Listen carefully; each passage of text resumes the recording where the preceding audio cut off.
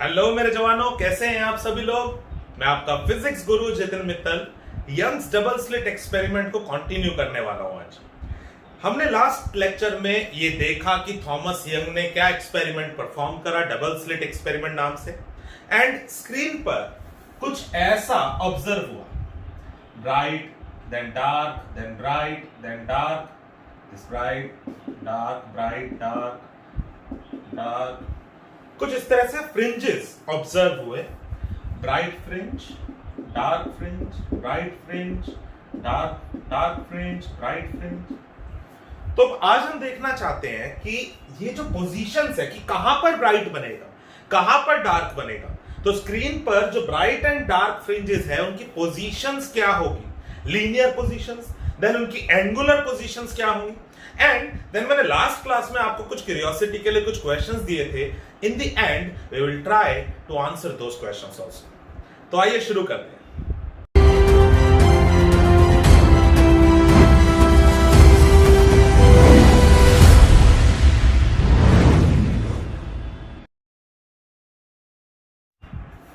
तो आइए दोस्तों स्टार्ट करते हैं डेरिवेशन।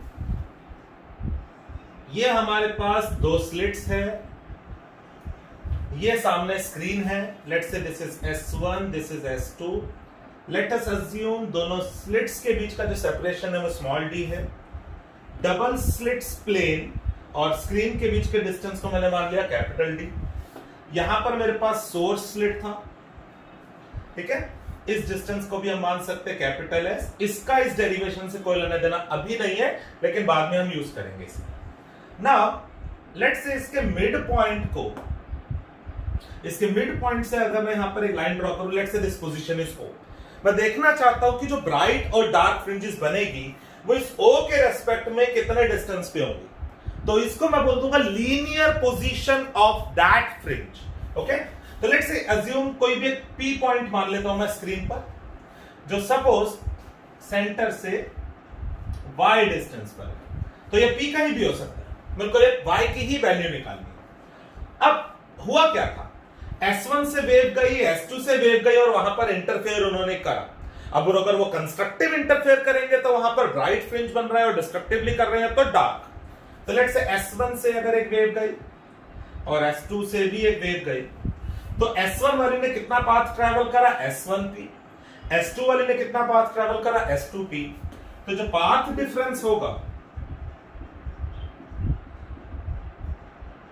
वो होगा S2P माइनस S1P। तो अगर मैं S2P माइनस S1P की वैल्यू कैलकुलेट कर लूं और conditions of constructive and destructive interference में पुट कर दूं, I will get the result. तो क्या करना है, बहुत सिंपल, मैं पाइथागोरस का इस्तेमाल करूंगा। देखो अगर ये D है तो ये value is D/2, this is D/2। तो clearly I can see S1P whole square या S1P square is D minus D/2 का स्क्वायर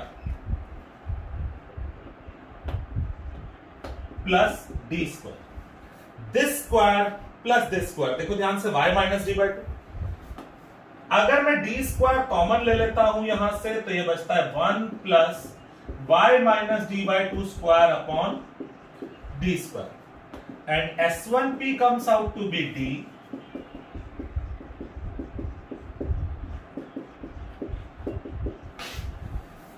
अगर आपने पिछले लेक्चर में ध्यान से डायमेंशंस को देखा तो S1 और S2 के बीच का जो डिस्टेंस है स्मॉल d वो mm में है, और जो ये डिस्टेंस है स्क्रीन और स्लिट्स के बीच का वो मीटर्स में है।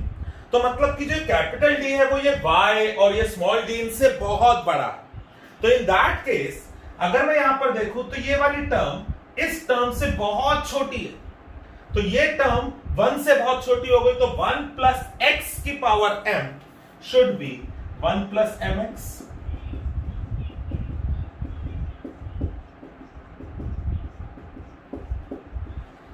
This is S1P। Similarly we can solve for S2P, that comes out to be 1 plus half, सब कुछ सेम चलेगा, बस इस बार y प्लस D/2 होगा। तो मेरे पास S1P आ गया, S2P आ गया। अगर मैं इन दोनों को यहां पुट कर दूं तो मेरे पास पाथ डिफरेंस आना चाहिए। चलो जी करते हैं इनको minus. d minus D cut जाएगा, d बाई टू और नीचे स्क्वायर रहते 1/2d हो जाएगा। क्या बच गया अंदर? This minus this.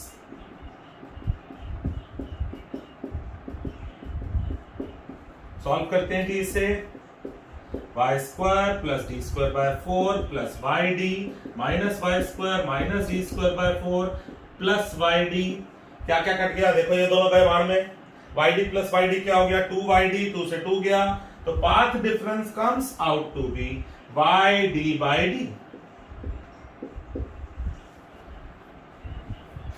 Using this result now I will find कि ब्राइट फ्रिंज कहां पर बन रहा होगा और डार्क कहां पर बन रहा होगा।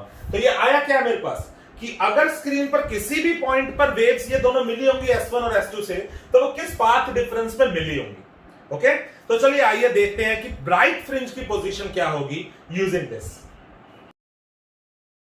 तो बच्चे पाथ डिफरेंस हमारा आया y small d by capital D। ना ब्राइट फ्रिंज तब बनेगी जब कंस्ट्रक्टिव इंटरफेरेंस हो रहा होगा। सो मैं कह सकता हूं फॉर ब्राइट फ्रिंज जो पाथ डिफरेंस है वो n लैम्डा के बराबर होना चाहिए। तो मैं इसको जो path difference y d by D आया है, इसको मैं n लैम्डा के इक्वल रख दूंगा, y comes out to be n lambda d by D.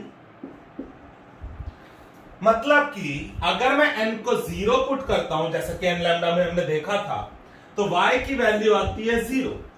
This is known as central bright fringe. मतलब जहां मैंने O बनाया था बिल्कुल उसी जगह पर एक ब्राइट फ्रिंज ऑब्जर्व होगी। जहां अब n की जगह अगर 1 रखता हूं तो 1 lambda d by D first bright fringe, n की जगह 2 रखूंगा तो सेकेंड ब्राइट फ्रिंज, सिमिलरली 3, 4, 5।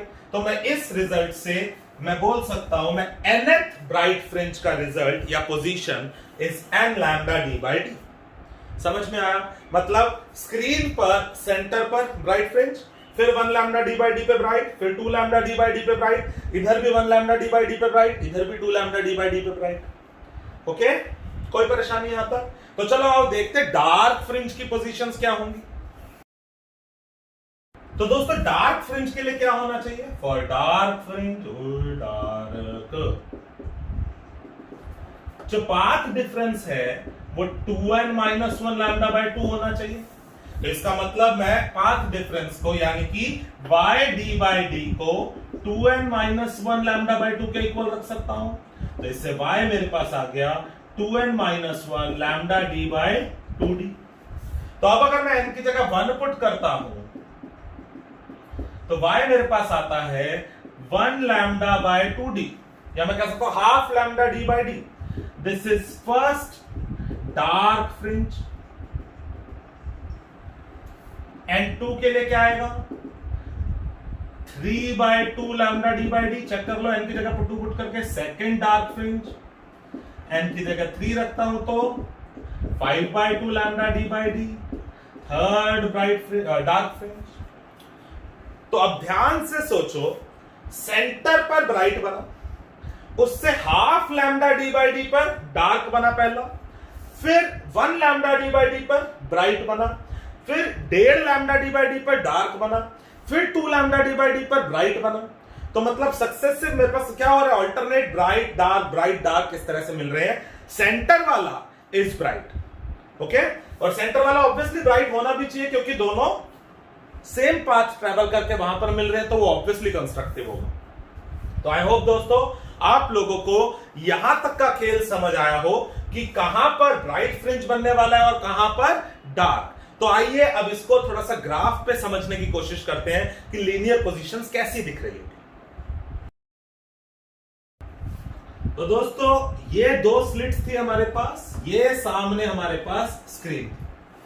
अगर मैंने इसको O बोला था तो इस O पर हमें पहली ब्राइट फ्रिंज मिल रही थी, देन डार्क, देन ब्राइट, इधर फिर डार्क, फिर ब्राइट, इधर फिर डार्क, फिर ब्राइट, फिर डार्क, एंड सो ऑन। अगर मैं कहूं इसकी position, this is half lambda d by D, this is 1 lambda d by D, this is 3/2 lambda d by D, this is 2 lambda d by D and so on. Similarly here, अब मैं इसको minus में लिख सकता हूं। अगर मैं axis पे देख रहा हूं कि भाई ये अगर ये पॉजिटिव है तो इस तरह माइनस, या आप डायरेक्ट भी लिख सकते हो। It's half lambda d by D, it's again lambda d by D, it's 3/2 lambda d by D, it's 2 lambda d by d, it's again 5/2 lambda d by d and 3 lambda d by d। Okay, तो मैं इस तरीके से इसको यहां पर graph पर observe कर सकता हूं। This is central bright fringe, first bright fringe, second bright fringe, first bright fringe on other side, second bright fringe, third bright fringe. Okay, and numericals भी इसी पे बेस्ड आने। आपको बोल देगा कि बताओ जी सेंटर से फिफ्थ ब्राइट फ्रिंज कितने डिस्टेंस पे है, आपको बोल देगा सेंटर से थर्ड डार्क फ्रिंज कितने डिस्टेंस पे है, तो आपको बस ये पोजीशंस याद होनी चाहिए, तो आप इजीली आंसर निकाल सकते हो। Okay, so these are linear positions. अगर मैं इसको ग्राफ बनाकर रिप्रेजेंट करना चाहूं तो मैं कह सकता हूं सेंटर पे मुझे ब्राइट मिल रहा है, देन दोनों तरफ डार्क, फिर ब्राइट, फिर डार्क, फिर bright, dark, bright, dark, bright, like this. Half lambda d by D, 1 lambda d by D, 3/2 lambda d by D,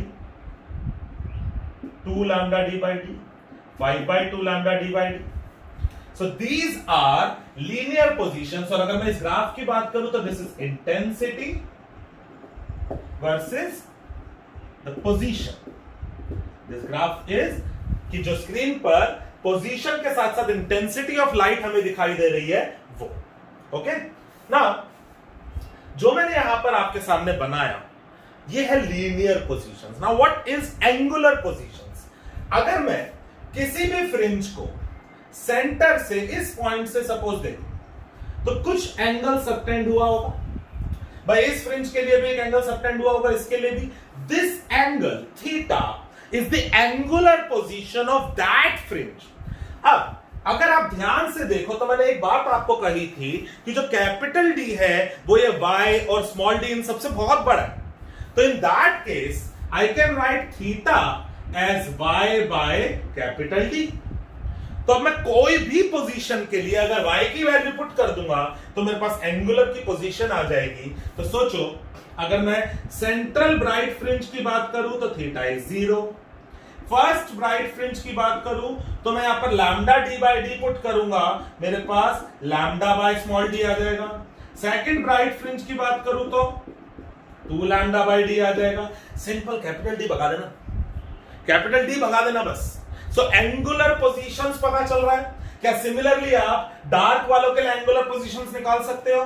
पहली वाली जो होगी फर्स्ट डार्क फ्रिंज, उसकी होगी theta is equal to lambda by 2d। ठीक है, second dark fringe की क्या होगी? Theta is equal to 3/2 lambda by d, then 5/2 lambda by d। So these are angular positions. मैं कह सकता हूं कि ब्राइट फ्रिंज के लिए लीनियर पोजीशन का फॉर्मूला इज दिस और एंगुलर पोजीशन का formula is this. Okay, dark fringe के लिए लीनियर पोजीशन का formula is this and angular position का फॉर्मूला इज दिस। तो आई होप मेरे दोस्तों आप सभी को ये डेरिवेशन एग्जैक्टली समझ आ गई हो कि मैंने क्या करा है। मैंने ब्राइट फ्रिंजेस की पोजीशन फाइंड करी, डार्क फ्रिंजेस की पोजीशंस फाइंड करी, मैंने लीनियर पोजीशंस भी फाइंड कर ली एंड एंगुलर पोजीशंस भी फाइंड कर ली। एंड बच्चे जनरली इनमें कंफ्यूज दिखता है, होप कि आपको कोई कंफ्यूजन नहीं होगा। नाउ एक टर्म आती है फ्रिंज विड्थ, तो देखते हैं वो क्या है।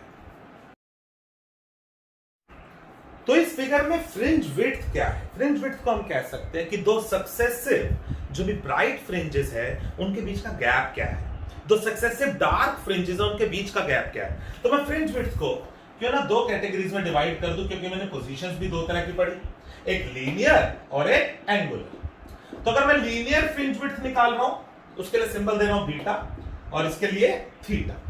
तो मैं लीनियर फ्रिंज विड्थ कैसे निकालूं? कोई भी दो सक्सेसिव ब्राइट फ्रिंजेस के बीच का सेपरेशन, तो लेट्स से nth अगर है तो ये होगा और n-1th है तो ये वाला होगा। या आप सेकंड वाली में से फर्स्ट का पोजीशन हटा दीजिए, इसको सिंप्लीफाई कीजिए, you will get this. Similarly angular fringe width कैसे निकालूं?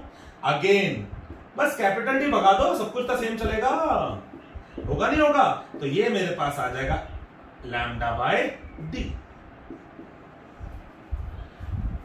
तो अब हमारे पास इस पे बेस्ड आते हैं क्वेश्चंस कि YDSC एक्सपेरिमेंट में अगर हम कुछ भी छेड़ दे तो फ्रिंज विड्थ पे क्या असर पड़ेगा। तो क्वेश्चन अगर ऐसा आता है तो हमें तो पता है फ्रिंज विड्थ दो तरह की होती है, एक लीनियर होती है और एंगुलर होती है। अगर स्पेसिफिकली बोला हुआ है तो हमें टेंशन ही नहीं है, अगर नहीं बोला हुआ तो कोशिश कीजिए कि क्या आपकी दोनों के बारे में बताएं। ओके, तो मैंने लास्ट क्लास में आप लोगों को कुछ क्यूरियोसिटीज क्रिएट करवाई थी कि यार को यहां पर जो मैंने YDSC में थॉमस यंग ने दो स्लिट्स बनाई, ये क्यों बनाई?